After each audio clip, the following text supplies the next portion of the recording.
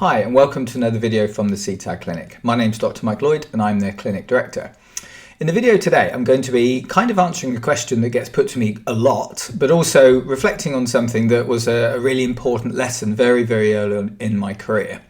So this is something that was taught to me very early on, about 15 odd years ago, in one of my first formal trainings for working with dissociative disorders.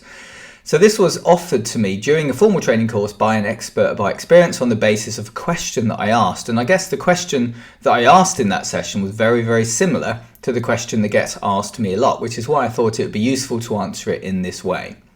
The particulars of this are mostly relevant to the conditions that we know as Other Specified Dissociative Disorders and Dissociative Identity Disorder, OSDD and DID respectively. And the person that was offering the expert by experience training within this course was someone who'd had a lifelong experience of DID, has had many years of therapy, and is actually an extremely successful person in their own right. So the therapy has worked extremely well for them, and they were offering their insights and knowledge about this.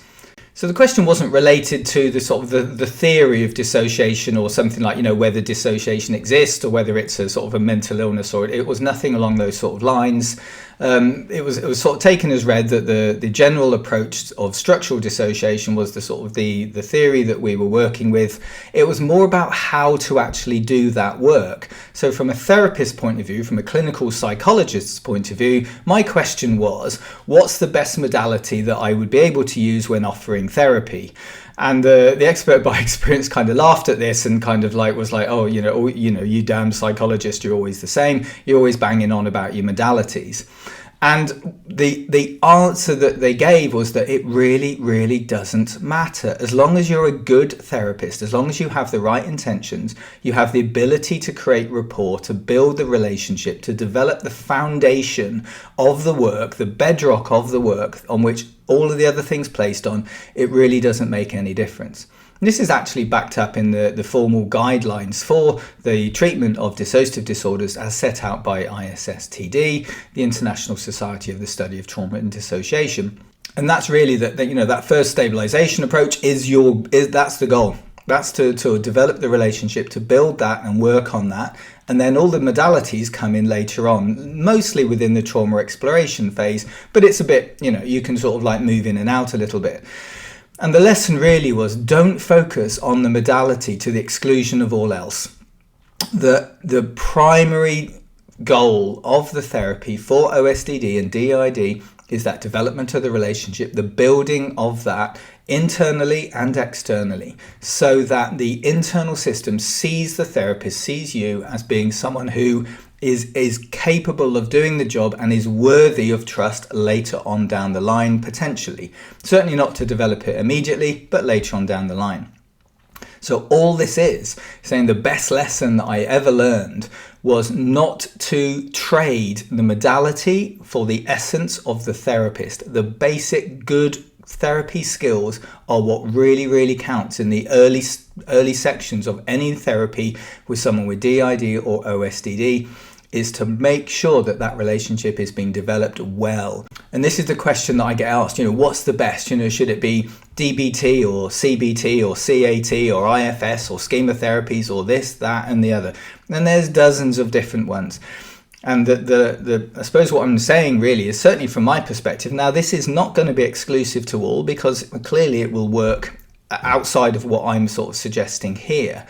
But all I'm saying is that if as a therapist, if we start on a program-based intervention, we see each person as just someone that we can manualize, go through the program, go through the pages, structure, session 1 is this, session 2 is this, session 3 is this, I simply don't think it's going to be that effective.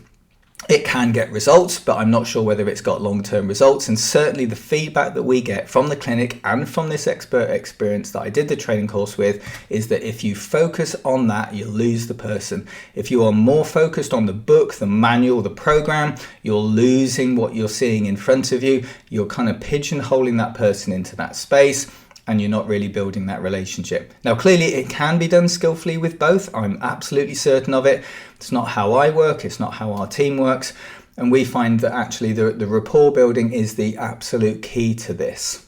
So in 15 years of providing sort of trauma-focused therapies for complex dissociative disorders, working with those people that are bringing those things, this is how I've approached the work. And the feedback is that that's the thing that's been most important. It's not the technical skills of the modality. It's the ability to be able to actually relate to that other person, respect them, to listen to them, to learn from them, and work with them as equal partners within the space.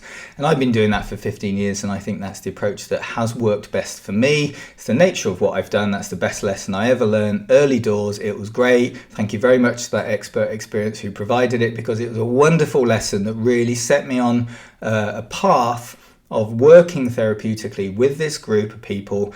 And it's one of the best things that I ever learned along the way.